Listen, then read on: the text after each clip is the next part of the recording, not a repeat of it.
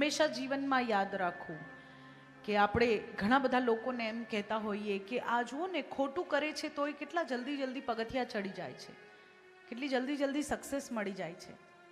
એ સફળતા બહુ ટકવાની નથી,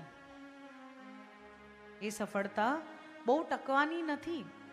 ખોટી રીતે મેળવેલી સફળતા, ખોટી રીતે કમાયેલું ધન પછી જેમ જેમ જેમ જેમ ઘડો ભરાતો જાય, પ્રભુ વચ્ચે વચ્ચે ભગવાન ઈશારો આપે,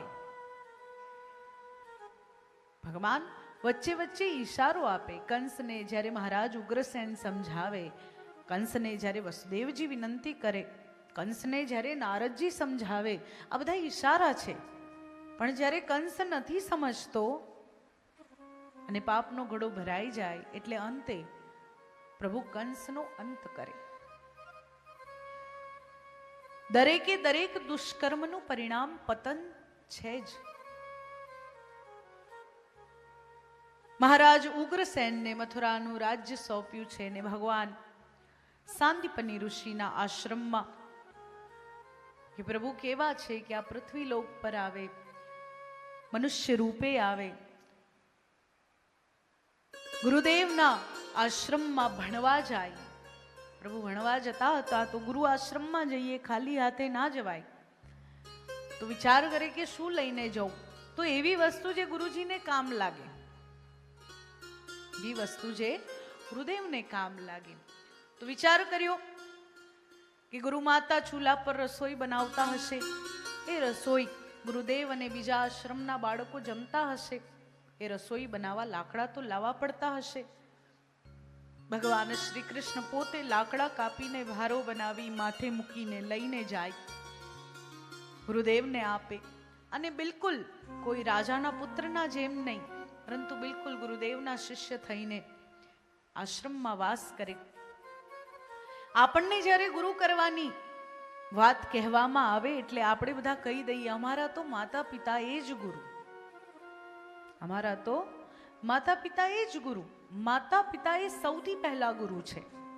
પણ માતા પિતા આપણને વ્યવહારિક જ્ઞાન શીખવાડે, માતા પિતા આપણને જીવતા શીખવાડે, માતા પિતા આપણને બચાવતા શીખવાડે ને વાપરતા પણ શીખવાડે.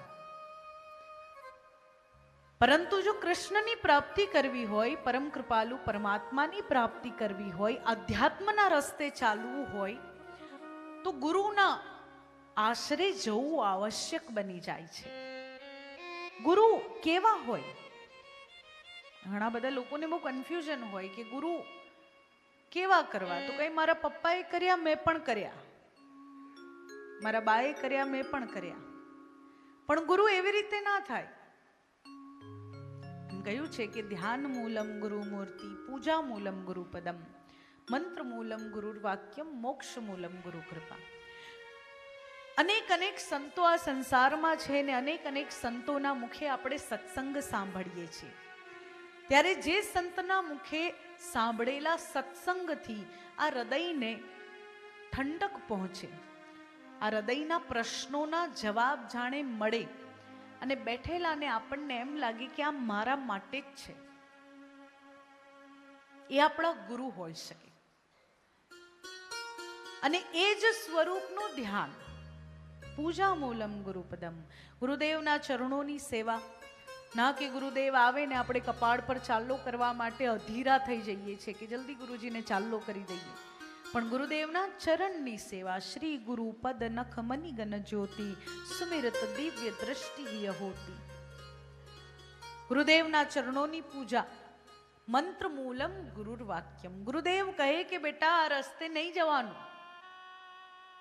તો એ સાચો લીધેલો મંત્ર છે કે એ રસ્તે નહીં જવાનું. અને આ બધું પાલન થાય ત્યારે મોક્ષ મૂલમ ગુરુર કૃપા.